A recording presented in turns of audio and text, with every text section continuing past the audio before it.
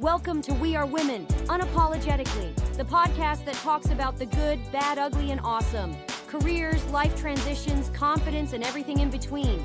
Because shift happens, but you don't have to do it alone. Ignoring role drift doesn't make you a team player, it makes you an unpaid one. And it costs you something that you can't get back. Your focus, your energy, your leverage, and eventually your trust in your own judgment.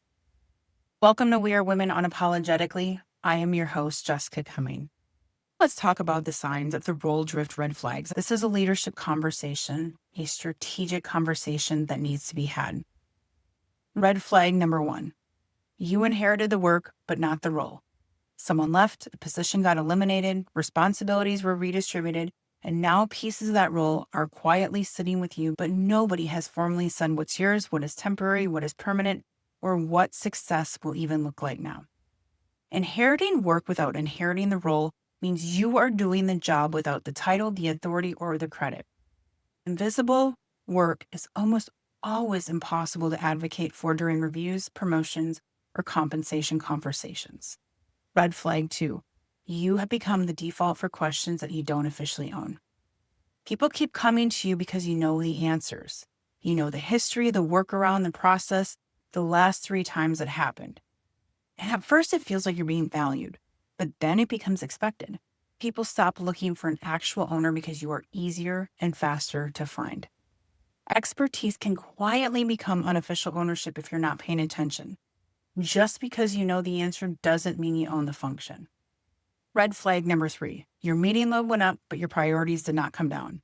And your calendar, that right there is the receipt. If you are suddenly in significantly more reoccurring meetings, stakeholder reviews, escalation calls, and leadership updates, your role has changed. Full stop. Meetings are not passive. They consume prep time, follow-up time, decision-making energy, and the time that you were supposed to be doing your actual work. More meetings means more role that needs to be acknowledged and accounted for. Red flag number 4. You are being asked for judgment calls, but your goal still reflects your old role. Now, this is a subtle one, but it's dangerous. You are operating at a higher level. You are anticipating risk, influencing outcomes, representing a broader strategic view. But your goals, your job description, and your evaluation criteria still describe who you were 12 months ago.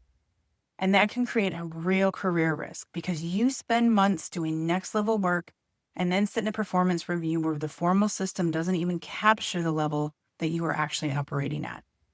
This is how talented people get told you're doing great and still do not get a promotion. You become indispensable in practice, but invisible on paper. Red flag number 5. Temporary has no end date. Temporary is a timeline. If someone says, can you cover this temporarily? And there's no checkpoint, no transition plan, no conversation about what comes off your plate, that is not a temporary assignment. That is an undefined assignment. And undefined assignments have a way of becoming permanent the moment nobody feels like reopening a conversation. Red flag number 6. You are coordinating more than you're contributing. Now, you may still technically have the same deliverables, but half of your week is now spent chasing updates, clarifying ownership, connecting people who should already be connected, explaining the same context in 3 different meetings, and cleaning up the gap between teams. That work is real and it matters. But coordination is a role. So if the organization is depending on you to hold the whole thing together, that needs to be discussed. Because right now, it's not showing up anywhere in your official contribution. This is where I see people get trapped all the time. They don't want to seem like they are keeping score. They don't want to appear ungrateful or difficult or transactional. And so they keep performing at the next level. And then they keep hoping that the organization will catch up to what it is already benefiting from. Documenting your contribution is not keeping score. It is keeping record. And records are how careers get built. Memory is not a promotion strategy. Hope is not a compensation strategy. And being the easiest person in the room to work with is not by itself a career advancement strategy. I have 2 sentences that I want you to keep in mind in order to protect yourself during role drift. Number 1, documentation is not trying to create drama. Documentation is how you stop your contributions from disappearing. And number 2, You do not rise by being endlessly useful. You rise by making your value undeniable.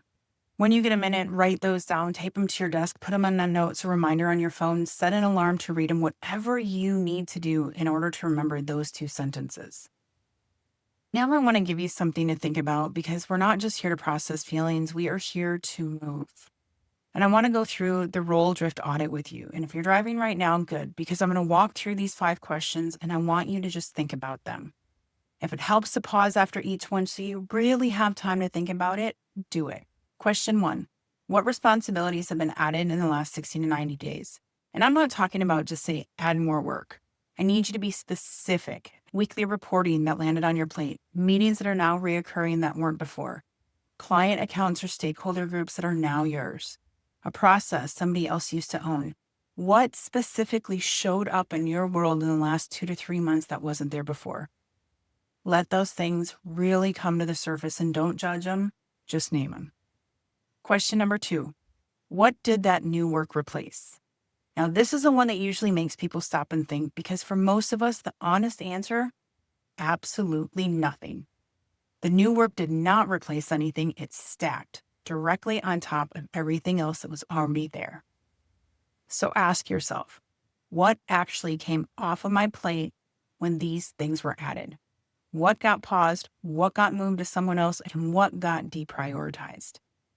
Because if you're sitting there right now thinking absolutely nothing came off my plate, that is data and it is important for the conversations that you need to have. Question 3, where did this work come from? What is the role that got eliminated?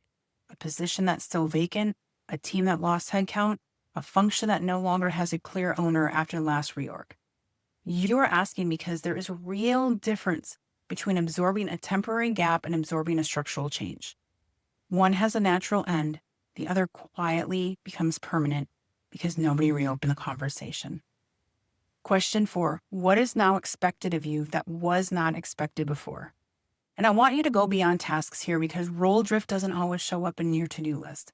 Are people expecting you to respond faster, to represent the team in rooms you weren't in before, to absorb ambiguity that used to be somebody else's problem? Is it your job now to train people, manage escalations, translate decisions downward, hold things together that feel like they have no other owner? Because all of those are invisible expectations and are part of your expanded role too, even if nobody has even said them out loud. And question 5, and this is a strategic one. What is the actual career value of this expanded work? Because I want to be fair, as we've mentioned, not everything that is added is a problem. Some of it might be genuinely building something for you. Some of it might be increasing your visibility with the right people, deepening skills that you actually want, or strengthening your case for what comes next. So you have to ask yourself honestly, does this work move me forward, or does it just keep the system running? Is this an investment into my career, or is it maintenance that happens to sit on my shoulders? Some work grows your career, some work maintains the machine, some work quietly consumes you. Where you can see what changed, it stops being a feeling and starts being a case. And that is exactly what we're going to be talking about next. Because those 5 questions are helping you build a foundation for a role recalibration conversation. I didn't call it a boundary conversation. I didn't call it a complaint. This is a career conversation, a role design conversation. It's a conversation where it says the work has changed and the agreement needs to catch up conversation. And the entire posture of the conversation should be calm, clear, evidence-based, and forward-thinking. This is a conversation that you have before you are angry enough to say something that you cannot take back. So here's your opener to help with that. I want to talk through how my role has shifted over the last 60 to 90 days so we can make sure our expectations, priorities, and success measures are aligned. That one sentence, it does 3 things. It signals that you've been paying attention. It signals that this is a professional conversation and not a vent session. And it positions you as someone managing their career strategically, not as someone that is asking for relief. Second sentence.